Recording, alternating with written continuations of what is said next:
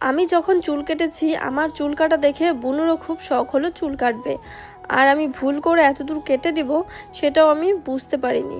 নমস্কার, আমি মমতা বর্মন। কোচবিহারের একটি গ্রামে আমি আর আমার বৃদ্ধ ঠাকুমা বসবাস করি। একে তো তোমরা সবাই চেনো, এ হচ্ছে আমার ছোট বোন। বোন বাড়িতে এসেছে কয়েকদিন হলো।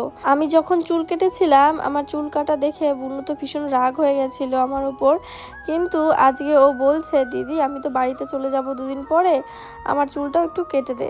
আমার চুলটা অনেকটা লম্বা হয়ে গেছে আর নিচের আগাটা খুব পাতলা হয়ে গেছে, প্রচন্ড পরিমাণে চুলও উঠছে। চুল ওঠার কারণটা তো তোমরা সকলেই জানো, যে আমার বোনের ছোট্ট একটা বাচ্চা আছে, ওর বাচ্চার জন্যই ওর চুলগুলো উঠে যাচ্ছে, প্রচন্ড পরিমাণে চুল উঠে গেছে, মানে সামনে পুরো টাক পড়ে গেছে।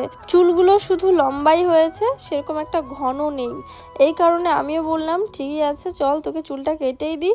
আর যখন আমার বোনের বাচ্চা হয়েছিল, বাচ্চা হওয়ার কয়েকদিন পরেও আমি চুল কেটে দিয়েছিলাম, তখনও সেম এত বড় বড়ই চুল ছিল।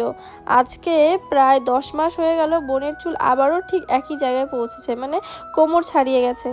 তো বললাম যে তুই কেটেই নে, তোর চুলও তো তাড়াতাড়ি মানে বাড়ে, আমি যদি একটু বেশি করে কেটে দিই তাহলে চুলটা তাড়াতাড়ি বেড়ে যাবে।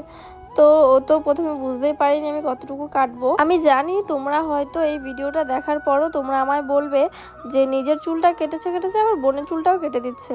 কিন্তু একটা কথা কি ভেবে দেখেছো তোমরা, যে লম্বা চুল রাখলেই হয় না, লম্বা চুলের যত্নও করতে হয় খুব পরিমাণে। বোন তো একদমই যত্ন করতে পারছিল না, যেহেতু একটা ছোট বাচ্চা আছে। শ্যাম্পু করার পরে চুলটা শুকোতে হয়, সেই শুকোয় না, চুলটা এমনি খোপা করে রেখে দেয়, এই কারণে চুল প্রচণ্ড পরিমাণে ঝরে যাচ্ছে। আর চুলে সেরকম গোছও নেই, এই কারণেই আমি চুলটা কেটে দিচ্ছি। আমার তো খুব ভালোই লাগছিল। আগে যখন আমি চুল কাটতাম তখন আমার খুব মায়া লাগতো, মানে আমার মা থাকাকালীন তখন খুবই মায়া লাগতো। মার কথা ভাবতাম যে আমি যদি চুলটা কেটে দিই মা খুব রাগ করবে, মা কষ্ট পাবে। এখন না আর সেই কষ্টটা লাগে না, সেই খারাপটাও লাগে না যে চুলটা চলে যাচ্ছে বা চুলটা আমি কেটে দিচ্ছি, এতটা কষ্ট এখন হয় না। তাই আমি বুনোর চুলগুলো কেটে দিয়েছিলাম, আমার খুব মজা লেগেছিলো চুল কাটতে। বোন তো বুঝতেই পারেনি আমি এত দূর কেটে দিব, তারপরে বলে, তা আমি বললাম যে এখন তুই চুলে বেনুনি করলেও তোকে ভাল লাগবে, চুলটা হালকা যদি গার্ডার দিয়ে আটকাস তাও ভাল লাগবে। আগের চুলটা বেশি অতিরিক্ত লম্বা ছিল, সেরকম ঘনও ছিল না।